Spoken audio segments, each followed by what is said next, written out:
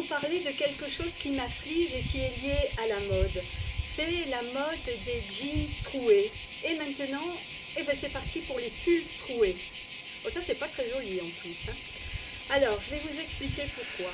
Des personnes me font venir pour dynamiser l'abondance dans leur vie, ou l'amour, enfin bref, on voit un petit peu les problèmes qui sont liés aux biens immobiliers, et elles vont dynamiser en conscience leur zone abondance. Voilà, tout va bien. Mais quand je vois ces personnes qui portent des jeans troués, ben je suis très inquiète, parce que, réfléchissez, dans l'inconscient collectif, qu'est-ce que ça veut dire de porter des vêtements troués? Ben, ce sont les gens pauvres. C'est-à-dire qu'on amène une énergie de pauvreté et d'un autre côté, on va dynamiser chez soi pour avoir de l'abondance. Vous voyez qu'il y a quelque chose qui est contradictoire. Donc ceux qui se sentent concernés, qui ont envie d'y réfléchir, faites-le. Je vais vous mettre quelques photos d'ailleurs de jeans troués.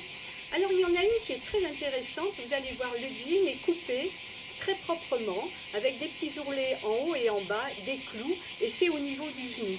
C'est un petit peu logique, parce que quand on porte un jean, c'est un tissu qui est épais, un petit peu rêche et souvent serré. Et là où ça nous gêne, c'est pour nous accroupir, même conduire, on est gêné. Donc presque tous les jeans coupés ont les genoux coupés, ce qui semblerait un petit peu logique vers une fonction. Mais après, bon, il paraît que la mode a été lancée par des jeunes gens très riches qui ont voulu faire un clin d'œil. Bon, pourquoi pas. Vous faites ce que vous voulez. Simplement, je vous demande de réfléchir. Quand on a besoin de travailler quelque chose dans sa vie, c'est parce qu'on est encombré par des croyances. Alors, il y a des croyances, peut-être que vous avez entendu toute votre vie, vos parents vous dire qu'il fallait travailler dur pour avoir de l'argent, ou que ça ne poussait pas, qu'il fallait faire des efforts, ou que les gens riches étaient ci ou étaient ça, ce qui amène après des contradictions dans votre vie. Mais celles-là, elles sont quand même identifiables. Et moi, je voudrais mettre le point sur celles qu'on vient d'aborder aujourd'hui, sur les croyances qui sont inconscientes. Et comme elles sont inconscientes, ben, je peux vous dire que c'est beaucoup plus difficile de les trouver.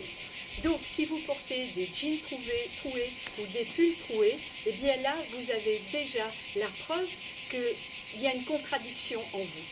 Je suis Joëlle Vezin, SOS Feng Shui, et ma chaîne YouTube Feng Shui Joëlle Vezin. J'aimerais vraiment que vous réfléchissiez à ça, parce que ça va vous permettre d'identifier d'autres croyances inconscientes en vous. Et je vous rappelle une des règles, une des lois de la loi d'abondance.